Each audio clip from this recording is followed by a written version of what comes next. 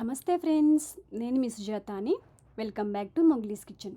ఈరోజు మన వీడియోలో మంచి రుచిగా మష్రూమ్ మసాలా కర్రీ మంచి టేస్టీగా ఇంట్లోనే ఈజీగా ఎలా తయారు చేసుకోవాలో చూపించబోతున్నాను.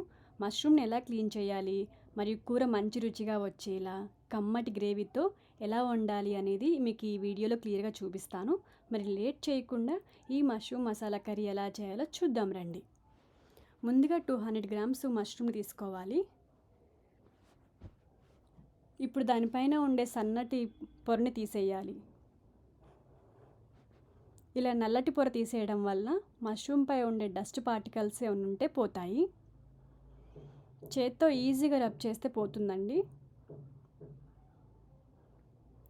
ఈ మష్రూమ్ అనేది ఆరోగ్యానికి చాలా మంచిది. మన బ్రెయిన్ హెల్దీగా ఉంచుతుందండి.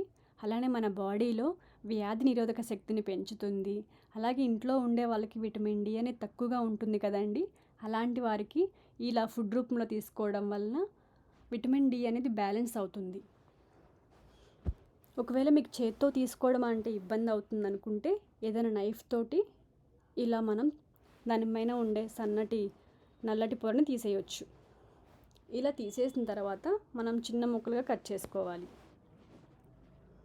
మరీ చిన్నగా కట్ చేయొద్దు, కుక్ చేసేటప్పుడు అవి ఇంకా చిన్నగా అయిపోతాయి.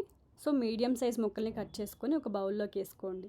అలాగే మిగిలిన వాటన్నిటిపైన నల్లటి పొర తీసేసి చిన్న చిన్న ముక్కలుగా కట్ చేసుకొని ఇలా గిన్నెలోకి తీసుకోవాలి. ఇప్పుడు ఇందులోకి కొద్దిగా వాటరు, కొద్దిగా సాల్ట్ వేసుకొని బాగా కలుపుకోవాలి. ఇలా చేయడం వలన మష్రూమ్ అనేది నలుపు రాకుండా ఉంటుందండి. సాల్ట్ వాటర్లో మష్రూమ్ ముక్కలను వేయడం వలన మష్రూమ్ అనేది నలుపు రాకుండా ఉంటుంది. ఇప్పుడు స్టవ్ ఆన్ చేసుకొని ప్యాన్ పెట్టుకోవాలి. ఇందులోకి 2 టేబుల్ స్పూన్ ఆయిల్ వేసుకోవాలి. ఆయిల్ వేడెక్కాక ఒక బిర్యానీ ఆకు, ఒక 3 లవంగాలు, దాల్చిన చెక్క, 1 ఇలాచి, అలానే 1 టేబుల్ స్పూన్ జీలకర్ర వేసుకొని ఫ్రై చేసుకోవాలి.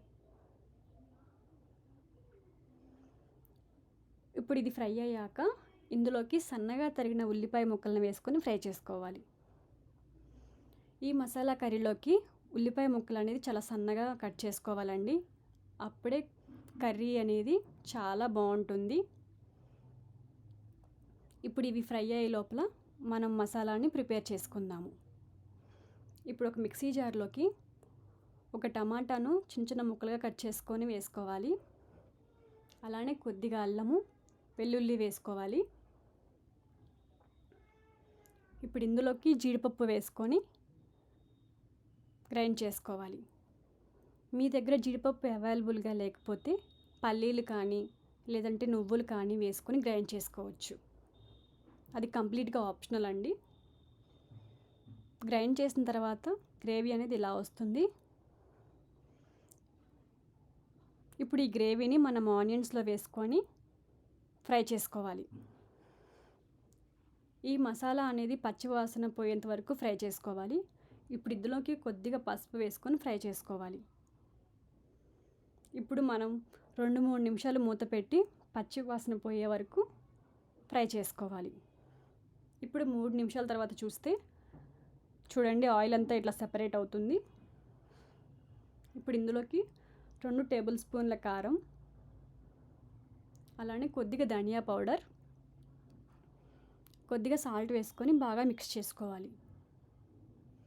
మీరు స్పైసీగా తినేటట్లయితే 1 స్పూన్ ఎక్స్ట్రా వేసుకోండి. బట్ నేను ఇక్కడ 2 టేబుల్ స్పూన్ల కారం వేసాను. ఇప్పుడు ఇందులోకి గ్రేవీ కోసం కొద్దిగా వాటర్ పోసి మిక్స్ చేసుకోవాలి. ఇప్పుడు దీన్ని ఒక 5 మినిట్స్ మూత పెట్టి కుక్ చేసుకోవాలి. చూసారు కదండి, కన్సిస్టెన్సీ ఇలా వచ్చింది. మసాలా కన్సిస్టెన్సీ అనేది ఎక్కువ వాటర్ వేసుకోవాల్సిన అవసరం లేదు, తక్కువ వేసుకుంటే సరిపోతుంది.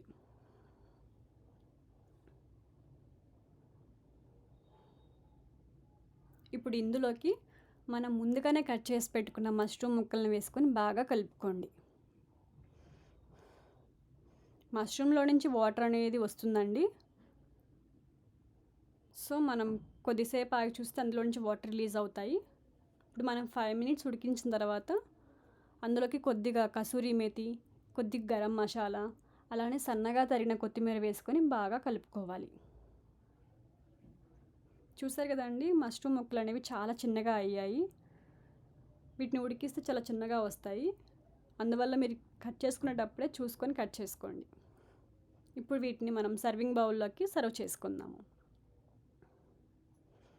చాలా ఈజీ అండ్ సింపుల్ అండి. చాలా బాగుంటుంది. మీరు కూడా తప్పకుండా ట్రై చేయండి. కమ్మగా గ్రేవీతోటి మంచి మష్రూమ్ మసాలా కర్రీ అయితే రెడీ అయిందండి. ఈ వీడియో కనుక మీకు నచ్చితే లైక్ చేసి మీ ఫ్రెండ్స్ అండ్ ఫ్యామిలీస్కి షేర్ చేయండి. అలాగే మరిన్ని వీడియోస్ కోసం మొగ్లీస్ కిచెన్ని సబ్స్క్రైబ్ చేయండి. Thanks for watching.